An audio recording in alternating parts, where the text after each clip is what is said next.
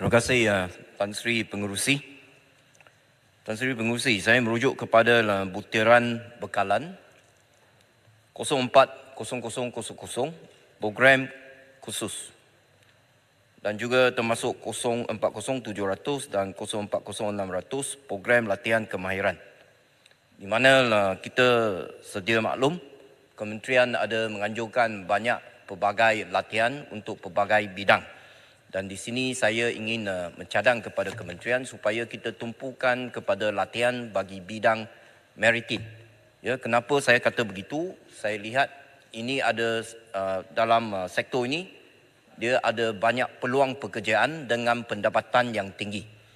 Di mana terutamanya kita lihat industri logistik marine, terutamanya daripada sektor oil and gas, ya, mereka memerlukan ramai pekerja mahir dalam bidang ini. Jadi saya nak cadang kepada kementerian supaya kita anjurkan lebih banyak latihan untuk anak muda kita supaya mereka boleh menjawab jawatan yang lebih tinggi sebagai pegawai ataupun jurutera dalam bidang tersebut untuk mereka mendapat pendapatan yang lebih tinggi. Dan untuk maklumat, menurut angka yang saya dapat, lebih kurang 45% daripada kerja-kerja ini sekarang adalah dijawat oleh orang asing. Ya, jadi ada aliran keluar lebih kurang 500 juta setahun. Jadi dalam hal ini saya harap supaya kementerian dapat menumpukan kepada bidang maritim ini. Itu yang pertama. Yang kedua, saya merujuk kepada butiran 030500 Mahkamah Perusahaan. Di mana saya ingin minta supaya menteri boleh maklum kepada Dewan berapa bilangan kes pekerja yang telah berjaya menang dalam Mahkamah Perusahaan tetapi masih lagi tidak dapat pampasan daripada majikan. Dan bagaimanakah kementerian ingin membantu pekerja-pekerja tersebut untuk memastikan majikan patuh kepada keputusan mahkamah. Seterusnya saya merujuk kepada butiran 030300 hak ehwal Kesatuan Sekerja.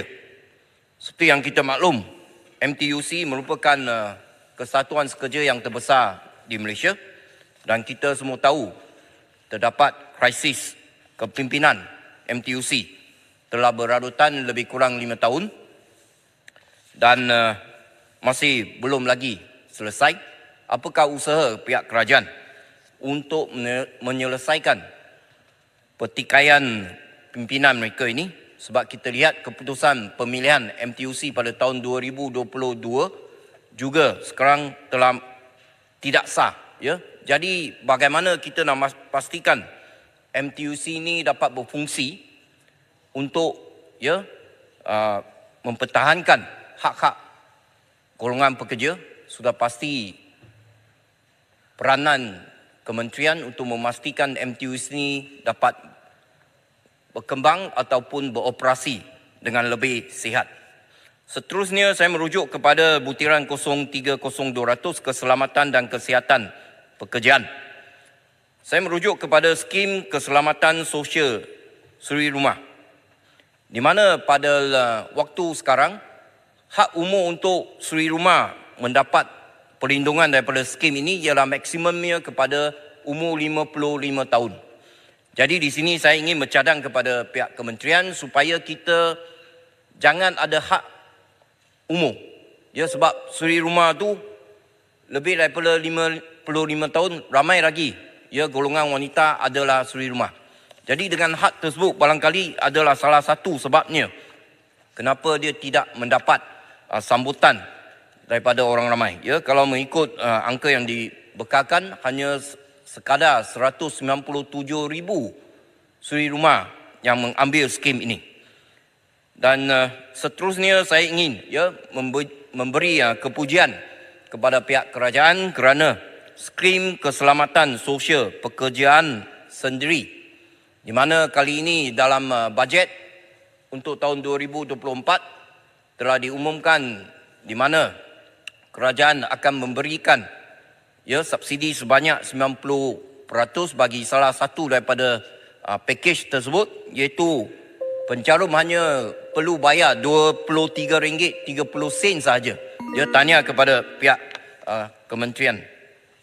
Seterusnya, yang paling akhir, saya merujuk kepada dua laporan dalam Malaysia kini, urus niaga jutaan ringgit daripada penipuan permohonan kota pekerja asing, dan juga satu artikel lagi syarikat Cenggerang VIP perisik dalang penipuan kota pekerja asing, di mana terdapat sindiket penipuan pengambilan pekerja asing. Dan dalam artikel tersebut telah menamakan 6 syarikat terlibat dalam sindiket penipuan ini, di mana mereka menggunakan dokumen palsu untuk dapat kelulusan kota masukkan pekerja asing. Jadi saya ingin tanya kepada kementerian, apakah usaha yang akan diambil untuk memastikan sindiket sedemikian tidak ada ruang lagi pada masa akan datang? Dan juga saya nak bangkit satu contoh, saya nak bagi satu contoh, Tan Sri Pengerusi. Food court di luar sana, kita boleh lihat rata-rata banyak pekerja mereka ialah warga asing. Tetapi pengusaha food court ataupun pemilik food court, mereka tidak boleh memohon pekerja asing. Salah satu sebabnya yang diberikan, yang saya dimaklumkan ialah kerana food court itu adalah terbuka. Dia ada ruang terbuka, maka mereka tidak layak untuk memohon pekerja asing. Artinya kalau restoran dia tertutup, dia boleh dapat di dalam bangunan, dia boleh memohon pekerja asing. Tetapi food court dia terbuka, dia tak boleh memohon pekerja asing. Jadi apa yang mereka boleh buat, pengusaha food court ni, mereka boleh ambil pekerja asing daripada ejen-ejen.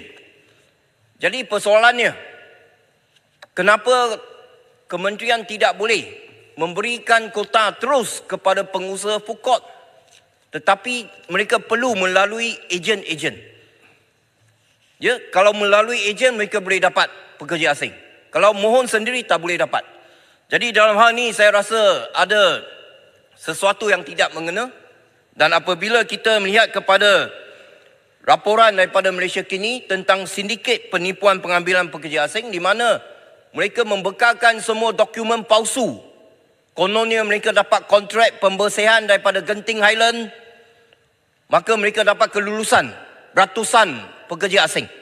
Sedangkan SME, peniaga sederhana dan kecil, mereka juga perlukan pekerja asing, tidak diluluskan. Jadi sesuatu harus diperbaiki untuk kita mengelak keadaan sedemikian, di mana yang benar-benar majikan yang benar-benar nakkan pekerja asing tak dapat, tidak boleh mohon, ditolak.